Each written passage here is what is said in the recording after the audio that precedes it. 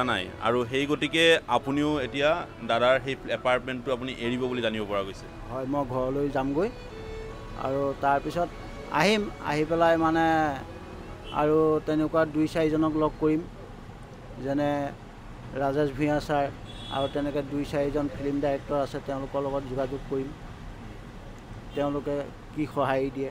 মানে দাদাক পাই পেলাই মানে মই বহুত সুখী হৈছিলোঁ কাষৰ পৰা পাই পেলাই কিন্তু কাণে কাণে শুনিছিলোঁ তেওঁৰ মানে মেনেজাৰে বোলে ওচৰলৈ চাপিবলৈ নিদিয়ে বুলি আগতে শুনিছিলোঁ সেইকাৰণে মানে মই চিকিউৰিটি গাৰ্ড হিচাপে কৰ্মচাৰী হিচাপে মই ইয়ালৈ আহিছিলোঁ দাদাক লগ পোৱাৰ অৰ্থে বহুবাৰ লগ পালে তেনেকৈ আপোনাৰ সন্মুখতো বহিছে তেখেতে পাইছোঁ দাদাই মানে বেছি এটা কথা নকয় ভাল বেয়া সোধে সুধি কেতিয়া অকস্মাত মই ইয়াতে 2দিনমানহে বহিছিল নেকি আমাৰ হেৰিয়াত কিন্তু বহেহি সদায় নবহে বাৰু বহেহি পটককৈ আহি কোনোবা দিনাখন আৰু কেতিয়াবা এইখিনি এই বকুলজোপাৰ তলতে আমাৰ বেঞ্চ এখন থাকে তাতে বহে বা গৈ পেলাই সেইখিনিতে থিয় হয় সেই ফাৰ্ষ্ট ফ্ল'ৰৰ খুৰীদেউগৰাকীৰ লগত কথা পাতে এইফালে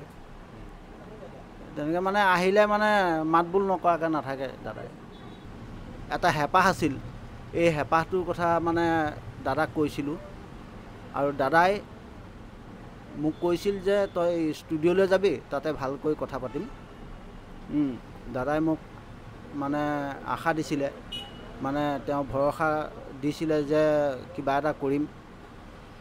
তই ষ্টুডিঅ'লৈকে যাবি তাতে ভালকৈ কথা পাতিম মানে কোনটো হেঁপাহ আছিল আপোনাৰ মোৰ মানে ৰূপালী পৰ্দাত ভুমুকি মৰা 1 মিনিটৰ কাৰণে হ'লেও ইচ্ছা আছে দাদাই মানে মোক কৈছিলে টকা পইচা কিবা অসুবিধা বুলি ভাবিছিল কিন্তু মই কৈছিলোঁ যে টকা পইচা মোক একো নালাগে মোক মাত্ৰ আপোনাৰ অকণমান অনুগ্ৰহ লাগে মই মানে ৰূপালী পৰ্দাত 1 মিনিটৰ কাৰণে হ'লেও যদি মই ভুমুকি মাৰিব পাৰোঁ তেতিয়াহ'লে মোৰ মানে মনৰ আশা পূৰণ হ'লহেঁতেন